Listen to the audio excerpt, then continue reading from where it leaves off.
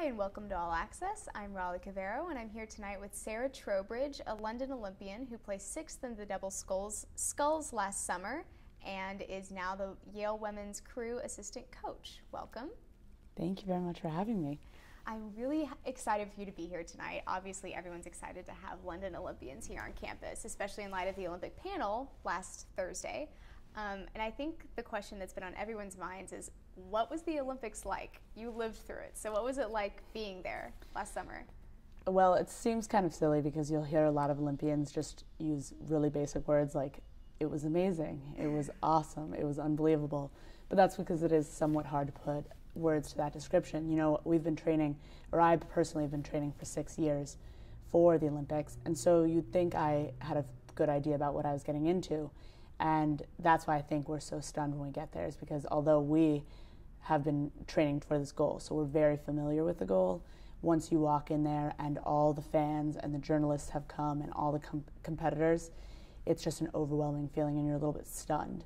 That being said, I do think we had 2 weeks leading up to the Olympics to kind of get assimilated, and we'd been to the World Championships leading up every year. And so you've seen a lot of the players, the main players, and it's actually a smaller venue than the World Championships because there are less countries that are allowed into the Olympics. So you're familiar with what's happening on the water, but it's just amazing when all the fans and journalists pile in. And it seems to have followed you. It seems like you also got to take a trip to the White House and meet President Obama. How else has this kind of affected your life in the recent months? Obviously, it's really recent, but... You know, I think I was surprised at how many people would end up following. I mean, it does happen only once every 4 years, but I had actually forgotten how Olympic crazy everyone can get. And, I used to think it was just me, but everyone tunes in. And so it's been actually an amazing connector. There are a lot of people that didn't know how to contact me before, who maybe I knew when I was younger. And so they've seen me and followed this journey, and I've heard from them. I've heard from old friends of my parents. I've heard from people that I haven't gotten to see in a long time.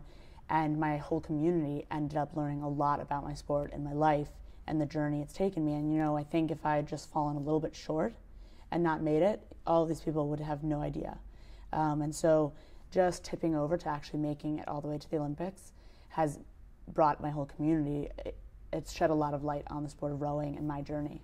Wow, that's really cool. It seems like it broadened horizons, like in every way. Definitely. It seems like also there were 4 Yale alumni at London Olympics that were alumni of the Yale women's crew team. Mm-hmm. So we obviously have a lot of potential in this program. Definitely. How do you want your Olympic dreams and that realization of your goal to affect your team? Because obviously you're bringing that home when you come back. Well, I think I would love to bring, obviously, the general spirit of the Olympics and everything that means, but as me personally, I wasn't necessarily the kid that everyone knew was probably going to be an Olympian.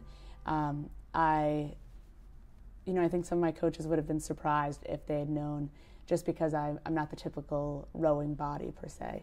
I'm not as tall or as strong in some regards, and so I think that actually will really help me with the team, because not every kid is going to always have the same strengths, and it's about figuring out what strength each athlete has and teaching them to make the most of it, so that when they come together they can be really fast.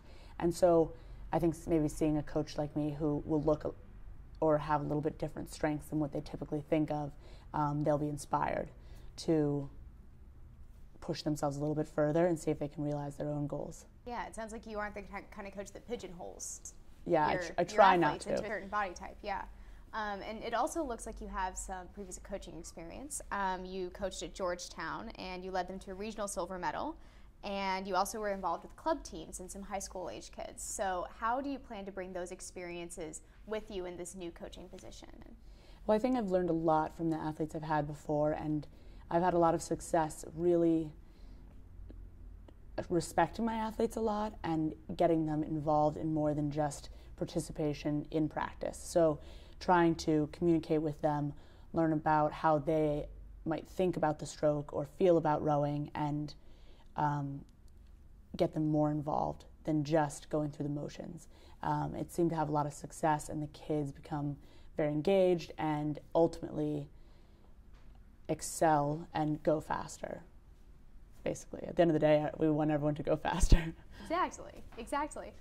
And you seem like you have a lot of success with that yourself. You were a member of the senior national team since 2007 at the Olympics, and you also competed in 2 world championships. So you're making a really big transition, it seems like, in your life from being an athlete to being a coach. How is that working out, and what kinds of things are you taking and bridging between that transition? I think I'm actually very lucky because when you finish such a huge life goal such as the Olympics, there can be a huge come down, a little bit of an identity crisis. And so I think I'm very lucky to come so quickly into an awesome job, like being the assistant coach here at Yale, because I have a new team. So it can be hard to leave a group that you've been training with for 4 years. You've gone so much, and you have quite close bonds with them.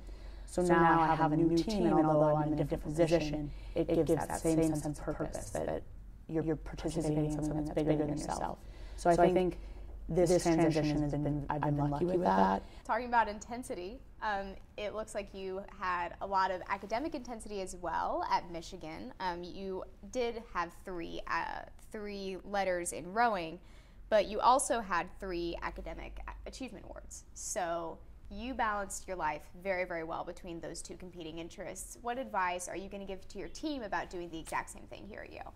You know, I think that, especially for incoming freshmen, the first couple months can just feel a little bit frantic and like there are not enough hours in the day.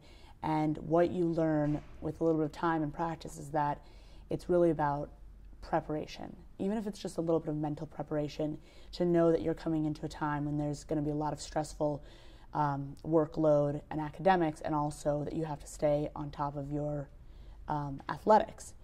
Because like both of them, it's hard to play catch up. You can't take off a lot of practices without wasting all the hours you put in before, and it's somewhat tough to cram too much for an exam. So you start to look to the future a little bit, and if you just plan out a little bit in advance, it takes you a long way. And then also, athletes tend to be very cool, calm, and confident under pressure and under stress, and that can be very easily applied to the academic situation. If you just stay a little bit more calm, you can usually actually get quite far with your studies.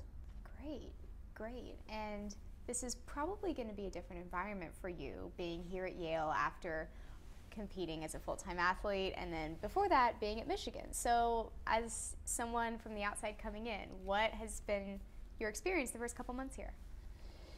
Well, I mean, at the end of the day, it's still college, and so it's kind of been funny to be back and be like, oh, right, this is what's going on in young people's lives. But, you know, I think first it's going to be the history involved, and the beauty of the campus is going to be the first thing that strikes you. And that's important, is a lot of heritage, a lot of culture, and a culture I think is very unique and strong and open. And I think that that's just an amazing environment to have for anyone who's going through these couple of years where they're really focusing on learning, whether it be on the field or in the classroom. And so I think having this culture of just openness is very, very important and awesome to be here. And it sounds like you're going to learn a lot from Yale, but also, what do you plan to learn from your team? This isn't just one-way street.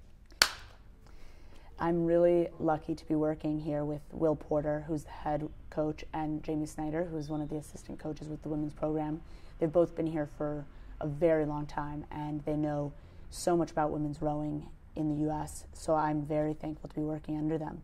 They actually have won the most Division I first eights in the country as a coaching pair.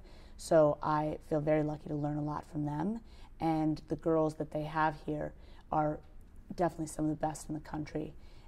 They know how to study very well and to produce on an academic stage as well as an athletic stage, and so I really love seeing their discipline out there and watching them come together and work as a team. So I'm just excited to see what they're going to teach me about collegiate coaching and what the coaches will bestow upon me with their knowledge. Fantastic. Well, that's all for now, but thank you so much for being with us here tonight. That was Yale All Access, and you just heard Sarah Trowbridge.